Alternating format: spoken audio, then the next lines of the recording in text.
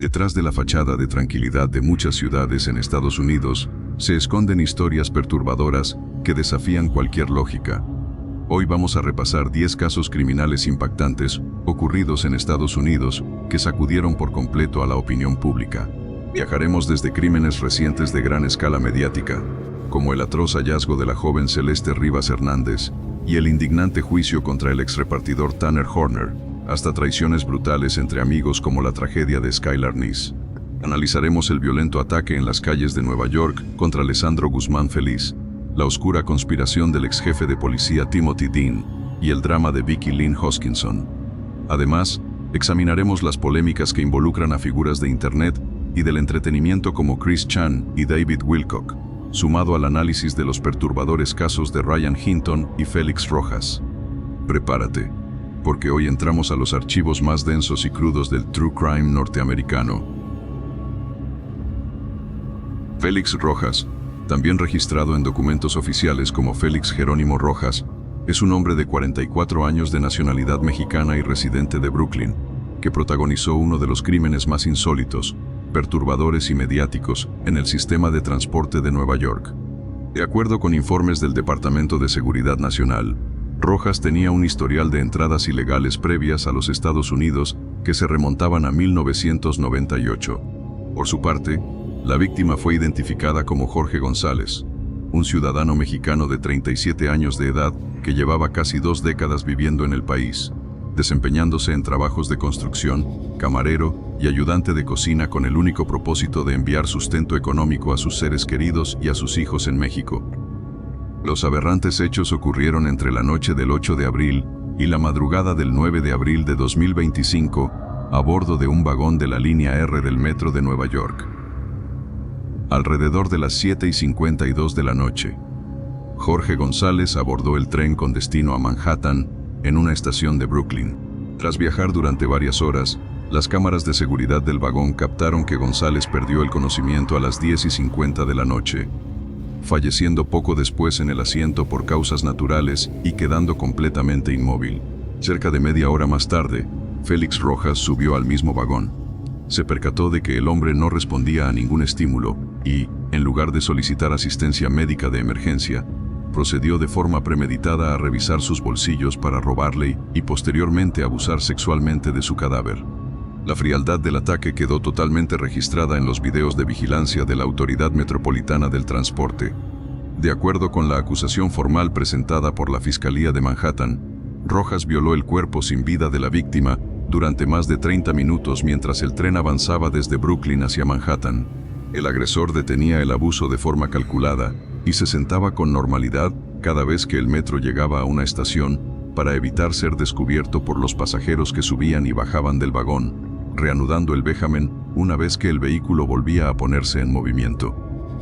Tras consumar el delito, el sujeto abandonó el tren cerca de la estación de Whitehall Street, en el Bajo Manhattan. La investigación criminal avanzó rápidamente luego de que las autoridades hallaran el cuerpo de González y revisaran las grabaciones del vagón, difundiendo imágenes del sospechoso a los medios de comunicación. El 27 de abril de 2025, unas 3 semanas después del incidente, Félix Rojas se entregó voluntariamente en una comisaría acompañado por su hijo tras reconocerse en las fotos publicadas por la policía. Un gran jurado de la Corte Suprema del Estado de Nueva York lo imputó formalmente bajo los cargos de intento de violación en primer grado, conducta sexual inapropiada e intento de hurto mayor.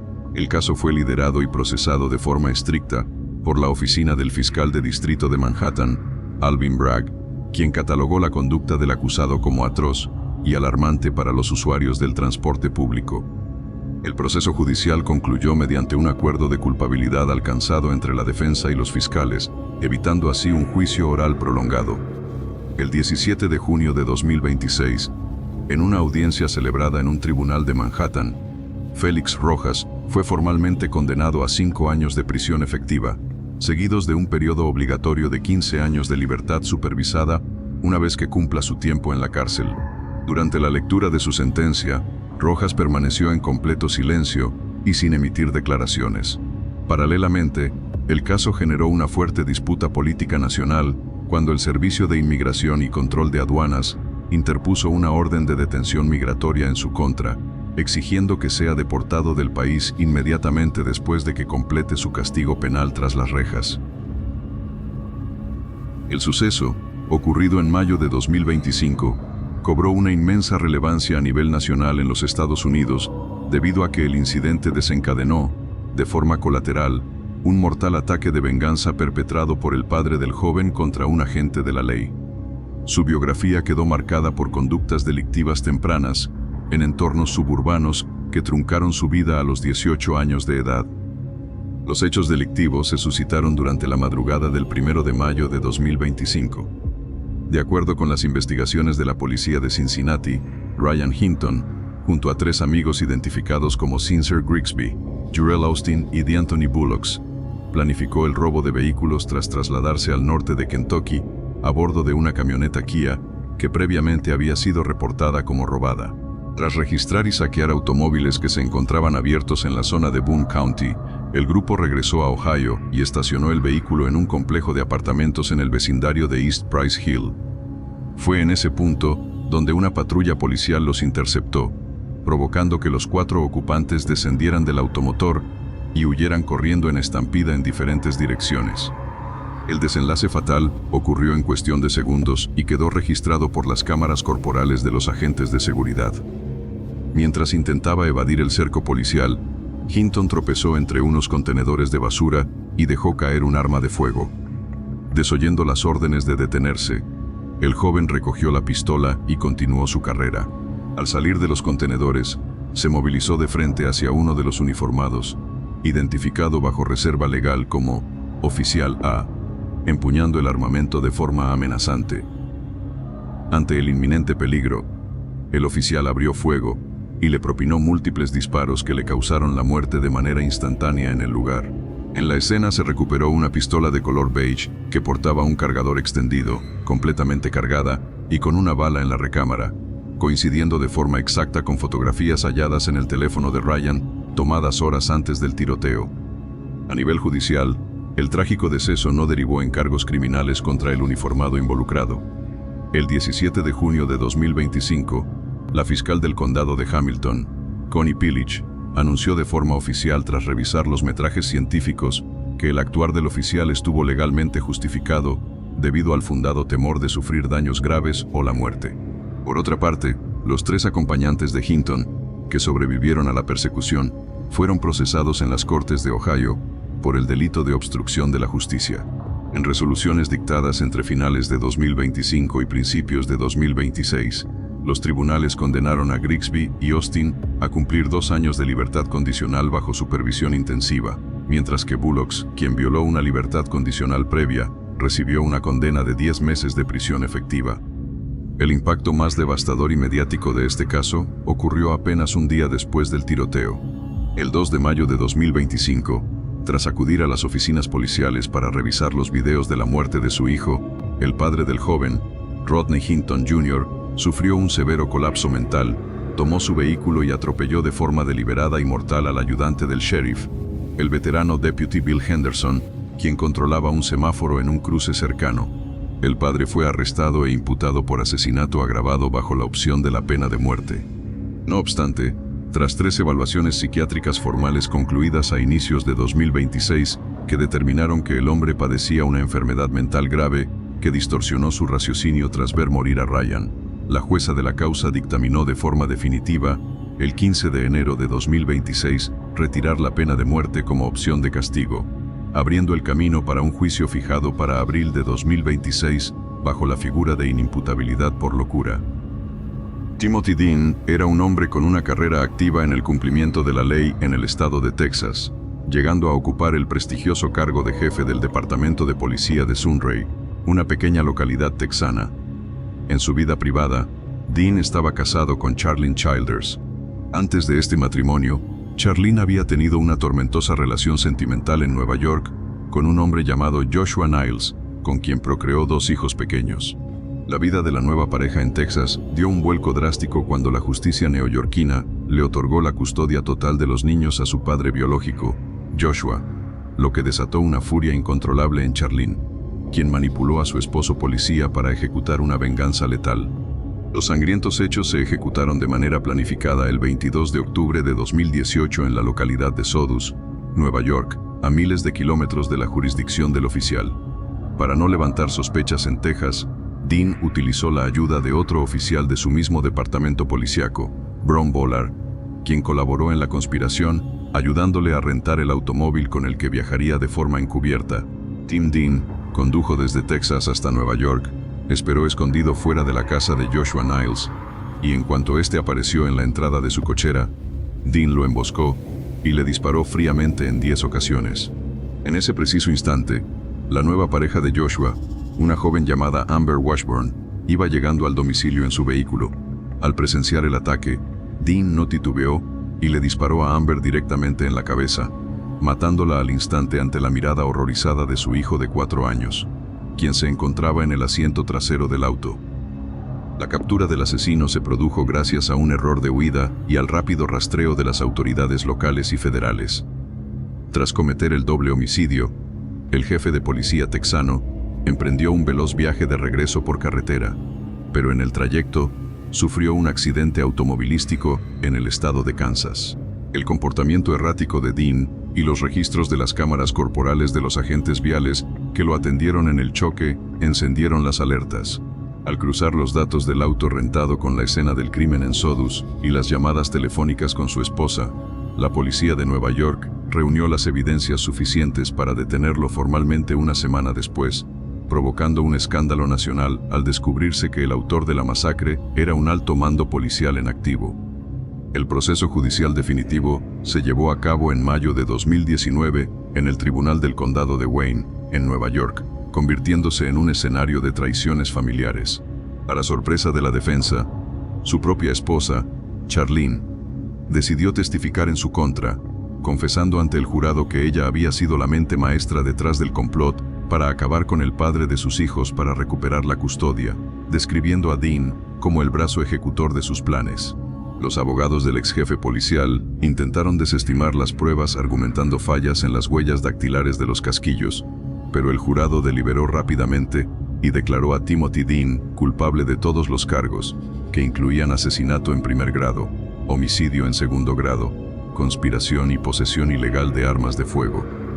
Finalmente, en agosto de 2019, la justicia estadounidense dictó una resolución implacable.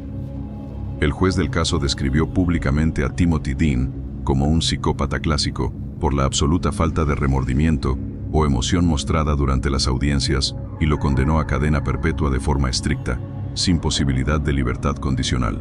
En el mismo proceso, su esposa Charlene fue sentenciada a 28 años de prisión por homicidio involuntario y posesión de armas, mientras que el policía cómplice que ayudó a rentar el auto recibió una pena menor por conspiración. El caso cerró de forma trágica, dejando a los niños en el centro de una disputa que terminó por destruir a ambas familias y llevando a un jefe de policía a morir en una prisión de máxima seguridad. David Wilcock fue una celebridad de Internet y escritor estadounidense, conocido en la cultura popular por sus teorías pseudocientíficas sobre ovnis, ufología y el movimiento de divulgación. Sin embargo, su biografía concluyó abruptamente con una investigación forense oficial de muerte por suicidio, un trágico suceso que desató un masivo revuelo en las redes sociales y conjeturas sobre conspiraciones globales. Nacido el 8 de marzo de 1973 en Schenectady, Nueva York, Wilcock fue un niño sumamente curioso e introspectivo que desarrolló una fascinación por la ciencia y las preguntas sobre el funcionamiento del universo. Con los años, se convirtió en una figura destacada de los medios de comunicación alternativos. Ganó notoriedad global tras sus apariciones regulares en el popular programa de televisión Ancient Aliens de History Channel y mediante sus masivos canales digitales como Divine Cosmos, donde acumuló millones de visualizaciones. Muchos de sus seguidores más fieles llegaron a creer de forma literal que él era la reencarnación del célebre místico Edgar Cayce. Los hechos que rodearon su final ocurrieron la mañana del 20 de abril de 2026 en su residencia ubicada en las afueras de la comunidad de Nederland, en el condado de Boulder, Colorado. Minutos antes de las 11 horas, el propio Wilcock realizó una llamada a los servicios de emergencia, alertando sobre una crisis personal, cuando los agentes de la oficina del sheriff del condado de Boulder Arribaron al predio a las 11:02 de la mañana. Hicieron contacto visual con el investigador, quien se encontraba en el exterior portando un arma de fuego. A las 11:05 de la mañana, desoyendo las órdenes de los oficiales para que depusiera el armamento, Wilcock accionó el arma contra sí mismo, sufriendo un impacto de bala en la cabeza que terminó con su vida de forma instantánea ante la mirada de las autoridades. El 22 de abril de 2026, la oficina del forense del condado de Boulder identificó oficialmente el cuerpo tras realizar las confirmaciones científicas pertinentes, determinando de forma categórica que la causa médica de la muerte fue un suicidio motivado por una crisis de salud mental. Su familia emitió un comunicado público para disipar los rumores, confirmando que David arrastraba una larga y silenciosa batalla contra una severa depresión clínica, combinada con abrumadoras deudas financieras. A pesar del cierre pericial de la policía de Colorado, la muerte de Wilcock ha alimentado persistentes teorías de conspiración debido a las impactantes palabras vertidas en su última transmisión de YouTube el 19 de abril, apenas un día antes de morir. En dicho video, el creador de contenido hizo hincapié en la frase "la gente está desapareciendo", vinculando su discurso a la misteriosa desaparición y deceso de 11 científicos especializados en proyectos espaciales clasificados. Aunque las agencias federales como el FBI y el Comité de Supervisión de la Cámara de Representantes anunciaron que abrirían líneas de investigación para esclarecer el destino de dichos científicos, las autoridades de Boulder han enfatizado que el caso de Wilcock fue un trágico evento de autolesión, descartando cualquier indicio de mano negra o crimen organizado en su propiedad. Skylar Annette Neese fue una adolescente estadounidense nacida el 10 de febrero de 1996 en Morgantown, Virginia Occidental.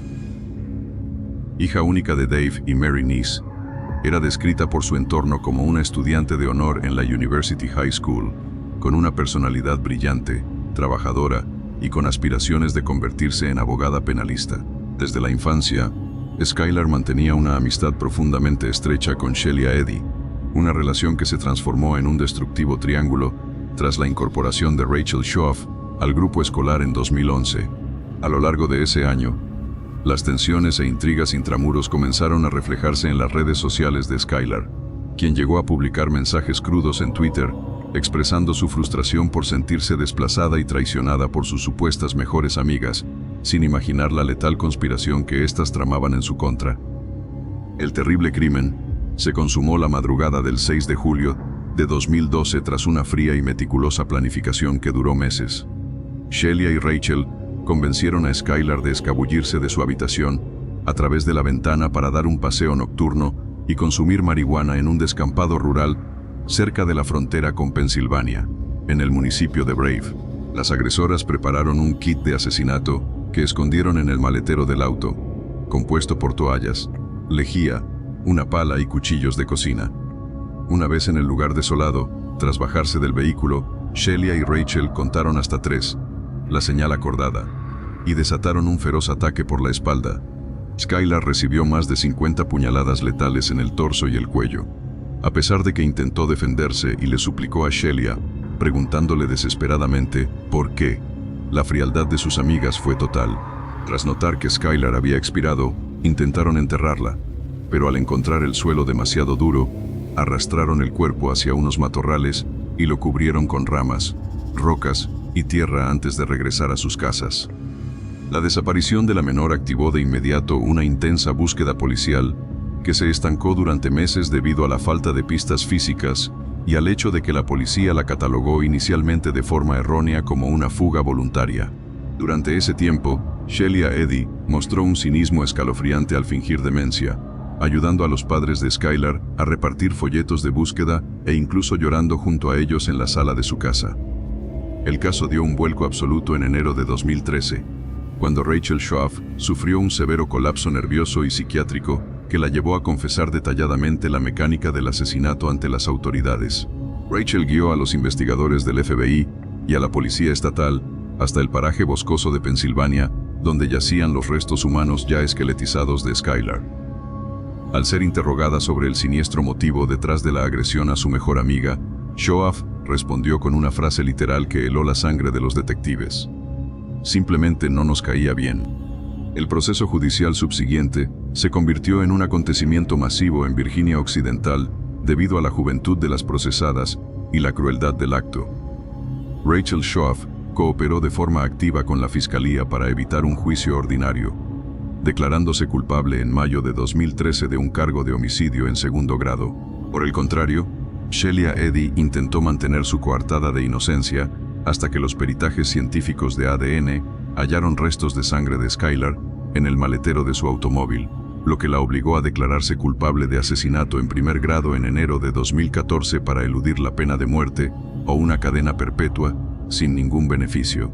Las audiencias de lectura de cargos expusieron el profundo dolor de la familia Neis, quienes confrontaron la mirada impasible de las asesinas en el banquillo. Las condenas definitivas determinaron severas penas privativas de la libertad para ambas jóvenes en la institución correccional de Lakin. Shelia Eddy fue sentenciada a cadena perpetua, con la posibilidad de solicitar libertad condicional tras cumplir un mínimo de 15 años en prisión. Por su parte, Rachel Schoaf recibió una condena de 30 años de cárcel, obteniendo el derecho a pedir revisiones de su estatus legal al cumplir un tercio de su pena, beneficio que comenzó a solicitar a partir de mayo de 2023, siéndole denegado de forma consecutiva por la Junta de Libertad Condicional debido a la persistente gravedad del delito. El legado de esta tragedia impulsó una reforma legislativa de urgencia en el estado de Virginia Occidental, conocida como la Ley Skylar, la cual modificó por completo los protocolos de la alerta Amber, obligando a las fuerzas del orden a emitir avisos públicos inmediatos cuando un menor desaparece, independientemente de si existen sospechas iniciales de secuestro o fuga voluntaria. Tanner Lynn Horner era un residente del área de Lake Worth, Texas, que en el año 2022 tenía 31 años de edad. No contaba con antecedentes penales registrados y se ganaba la vida trabajando como conductor de entregas e instalador independiente para la conocida empresa de paquetería FedEx. Sus allegados argumentaron posteriormente que desde su infancia había lidiado con acoso escolar, abusos y problemas derivados de un trastorno del espectro autista no tratado de forma adecuada. Sin embargo, ninguna de estas dificultades justificó el horror que desataría la tarde en que acudió a una casa rural a dejar una caja. Los hechos se suscitaron el 30 de noviembre de 2022 en la pequeña comunidad rural de Paradise, ubicada en el condado de Wise, Texas. Horner llegó conduciendo su camioneta de repartos para entregar un paquete que, de forma trágica, contenía un juguete que sería un regalo de Navidad para la pequeña Athena Strand, una niña de solo 7 años de edad. Mientras realizaba la maniobra de salida de la propiedad, Horner golpeó accidentalmente a la menor con el camión.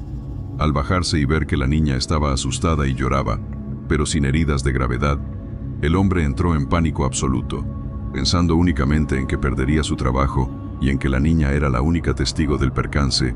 Tomó la atroz decisión de subirla a la fuerza a la parte trasera del vehículo de carga, donde abusó sexualmente de ella antes de asesinarla por estrangulamiento.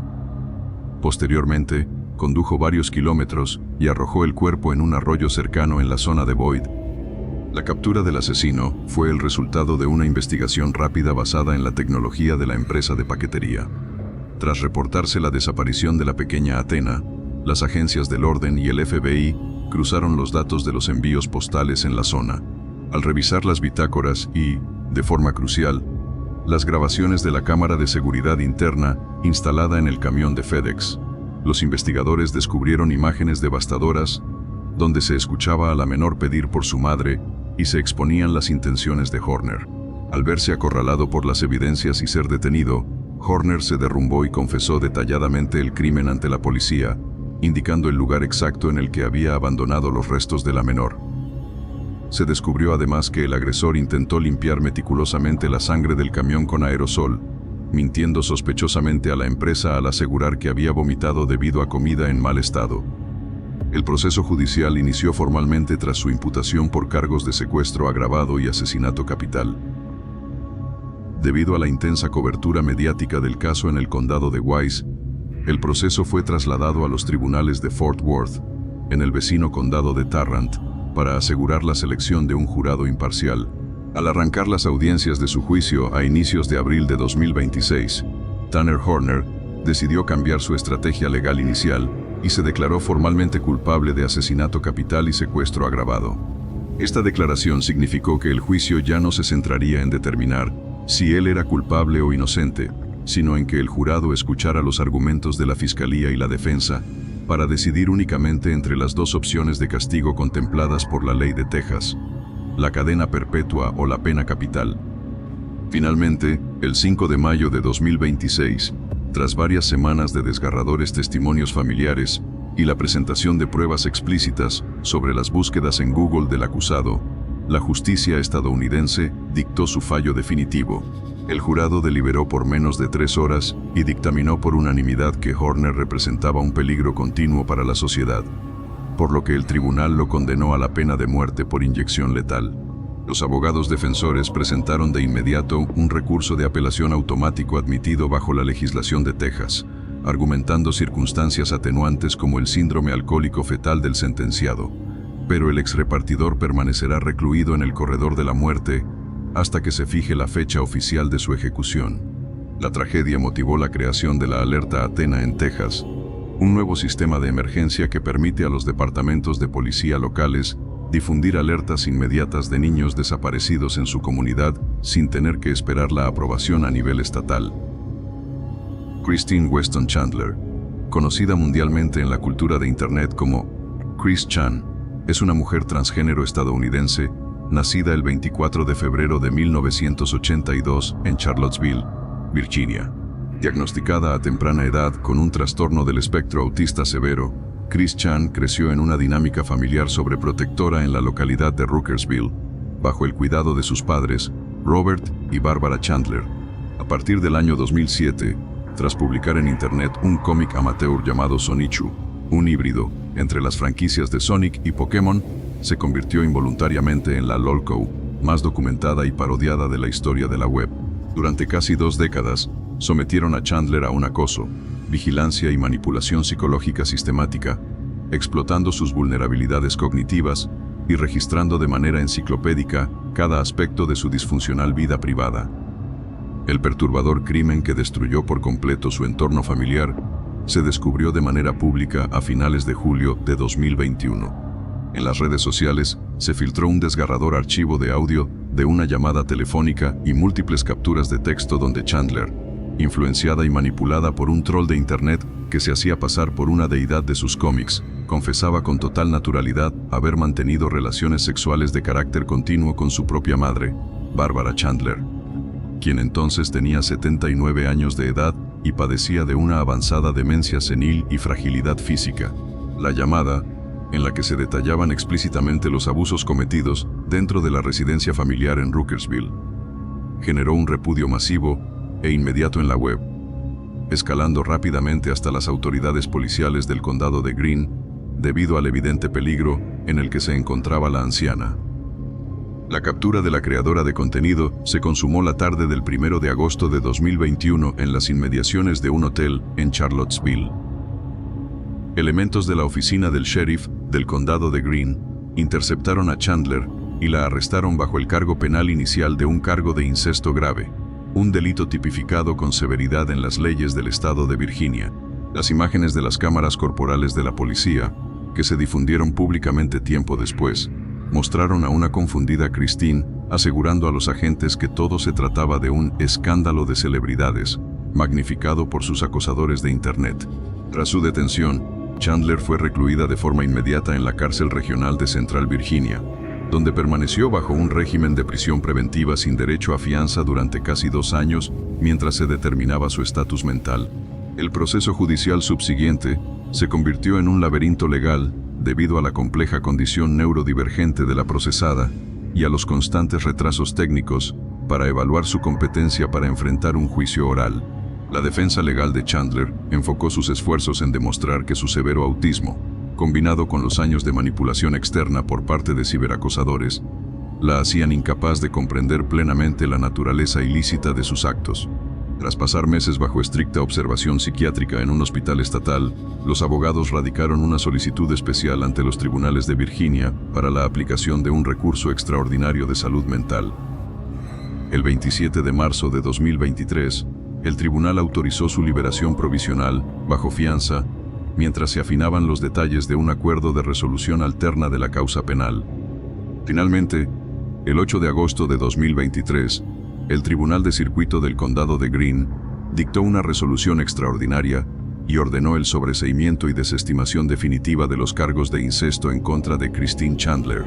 El juez de la causa aprobó una moción de disposición diferida por trastorno de autismo, un mecanismo legal de Virginia que permite archivar las acusaciones penales de infractores con discapacidades intelectuales comprobadas a cambio de su sumisión a un estricto tratamiento psiquiátrico de supervisión, la prohibición de regresar a la vivienda materna y el internamiento funcional bajo cuidado comunitario. Su madre, Barbara Chandler, fue retirada de forma permanente de la residencia de Ruckersville y puesta bajo la tutela de los Servicios de Protección de Adultos del Estado, poniendo fin al caso criminal más bizarro de la era digital, el cual reabrió una intensa discusión global sobre los límites del ciberacoso y la salud mental en Internet. Lisandro Jr. Guzmán Feliz fue un adolescente estadounidense de origen dominicano, nacido el 11 de noviembre de 2002 en el Bronx, Nueva York. Caracterizado por su entorno familiar y escolar como un joven noble, alegre y bondadoso, cursaba sus estudios en la escuela secundaria Dr. Richard Izquierdo Health Science Charter. Su mayor aspiración era convertirse en detective de la policía, razón por la cual se había integrado activamente al programa Exploradores de la Policía de Nueva York, una iniciativa orientada a jóvenes interesados en carreras de seguridad. Junior, como le llamaban cariñosamente, no pertenecía a ninguna pandilla ni registraba antecedentes problemáticos, llevando una vida sana y muy unida a su madre, Leandra Feliz, en un vecindario marcado por la complejidad social. El brutal crimen ocurrió la noche del 20 de junio de 2018 en el barrio de Belmont, en el Bronx, y se convirtió en uno de los episodios de violencia urbana más documentados de la historia estadounidense debido a las cámaras de vigilancia. Aquella noche, Lisandro fue confundido trágicamente por miembros de la banda criminal Los Trinitarios, específicamente de la facción Los Sures, quienes creyeron erróneamente que el adolescente era un rival que había participado en la filmación de un video sexual con la pariente de uno de los líderes. Al verse perseguido por un grupo de hombres a pie y en vehículos, Junior corrió desesperadamente y buscó refugio dentro de la bodega Cruz and Chiqui. A pesar de sus súplicas de auxilio, el dueño del establecimiento le negó la protección y facilitó que los pandilleros lo arrastraran por la fuerza hacia la acera pública, donde lo atacaron salvajemente con machetes y cuchillos de cocina. Herido de muerte con una puñalada letal en la yugular, el joven logró correr una cuadra hacia el Hospital Saint Barnabas, colapsando y falleciendo en la entrada debido a un shock hipovolémico masivo. La indignación social en Nueva York y la comunidad latina se multiplicó exponencialmente tras la difusión de los videos de seguridad de la bodega y de transeúntes que captaron la hazaña del ataque, impulsando la campaña global Justice for Junior. La presión comunitaria y las pesquisas periciales de los exploradores de la policía de Nueva York permitieron la captura en cascada de más de una docena de implicados. Debido a la cantidad de sospechosos, el sistema judicial dividió los juicios en el Tribunal Supremo del Condado de El Bronx. En el primer juicio oral, celebrado a mediados de 2019, la Fiscalía presentó evidencias forenses contundentes, registros de mensajería digital, donde los líderes ordenaban hacer daño, y el crudo testimonio de la madre de la víctima. Las coartadas de la defensa, que intentaban minimizar la participación alegando que algunos solo querían asustarlo, fueron desestimadas por el jurado. Las condenas definitivas para el grupo principal de ejecutores se dictaron en octubre de 2019.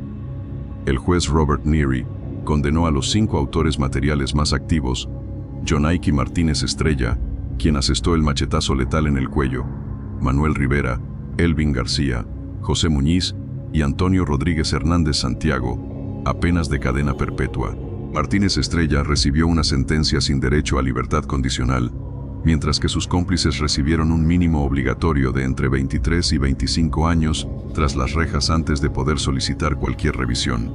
Posteriormente, en el segundo juicio concluido a finales de 2022, el líder de la facción pandillera, Diego Suero, y su lugarteniente, Gabriel Ramírez Concepción, fueron hallados culpables de homicidio en segundo grado y conspiración, recibiendo condenas de 25 años a cadena perpetua por haber ordenado la cacería de esa noche.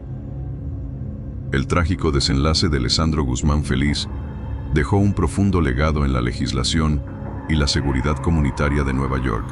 A raíz de la inacción del bodeguero que expulsó al menor del local, las autoridades locales impulsaron la ley Safe Haven, la cual exige e incentiva a los comercios de barrio a brindar protección e interconexión inmediata con la policía en casos de menores de edad perseguidos o en peligro inminente. Asimismo, los exploradores de la Policía de Nueva York expandieron el financiamiento de los programas de exploradores juveniles para honrar el sueño frustrado de Lesandro. La memoria de Junior permanece viva a través de una fundación benéfica en su nombre y la designación oficial de la calle del ataque como Lesandro Junior Guzmán Feliz Way, un recordatorio permanente de la lucha comunitaria contra la violencia de las pandillas. Vicky Lynn Hoskinson, frecuentemente llamada Vicky Lynn por la comunidad, fue una niña estadounidense nacida el 2 de febrero de 1976 en Tucson, Arizona.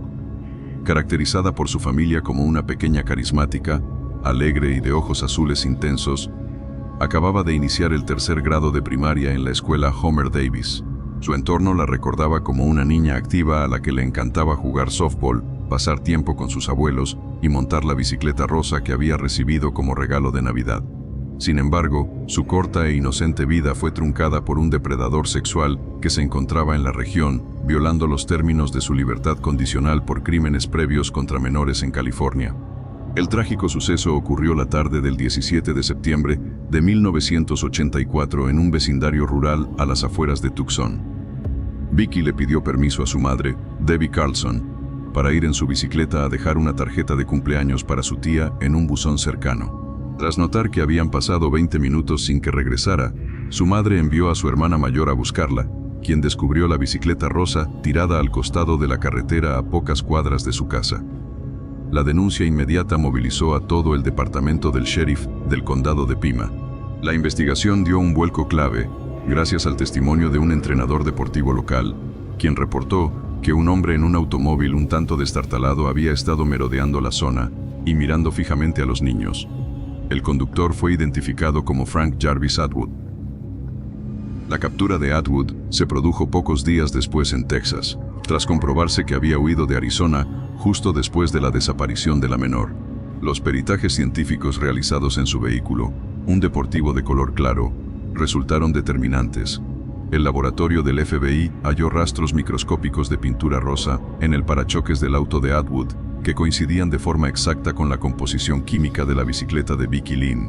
A pesar de tener al sospechoso bajo custodia por secuestro, la angustia de la familia se prolongó durante varios meses debido a que el paradero de la niña seguía siendo un misterio. Finalmente, el 12 de abril de 1985, un ciudadano que buscaba a su perro en una zona desértica a unos 32 kilómetros, 20 millas, de Tucson, localizó los restos óseos de la menor. Debido al avanzado estado de descomposición, provocado por el clima y la fauna, la autopsia no pudo determinar la causa médica exacta de la muerte, pero el hallazgo selló los cargos de homicidio en primer grado contra Atwood. El juicio penal formal se llevó a cabo en 1987 en los tribunales del condado de Pima. Durante el litigio, la fiscalía presentó evidencias físicas irrefutables que vinculaban el automóvil del acusado con el atropello y posterior rapto de la menor en la vía pública. La defensa de Atwood intentó desacreditar los hallazgos científicos, alegando de manera infundada que las muestras de pintura en el parachoques habían sido plantadas por los investigadores. Sin embargo, el jurado desestimó las coartadas del acusado basándose en su oscuro historial delictivo y en las pruebas forenses.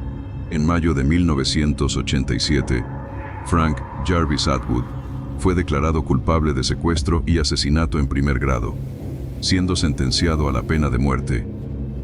El desenlace de este caso tomó casi 4 décadas debido al largo e intrincado proceso de apelaciones del sistema judicial estadounidense.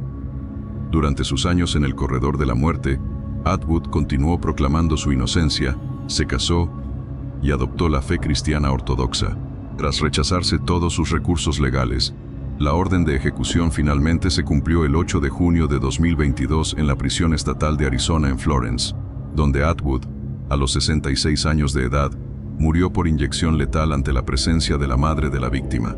El asesinato de Vicky Lynn transformó de manera definitiva los protocolos de seguridad comunitaria en Tucson. y propició que su madre fundara la organización Victims of Child Abuse Laws, impulsando reformas legales en favor de la protección infantil y los derechos de las víctimas en los Estados Unidos. Celeste Rivas Hernández fue una adolescente hispana nacida alrededor de 2011, cuya corta vida quedó trágicamente truncada en un caso que ha conmocionado a la opinión pública de los Estados Unidos y la comunidad internacional. Descrita por sus vecinos de Lake Elsinore, California, como una niña hermosa y alegre, Celeste experimentó una etapa de alta vulnerabilidad a una edad muy temprana. A los 13 años, en abril de 2024, la menor huyó de su hogar y fue reportada formalmente como desaparecida por sus familiares.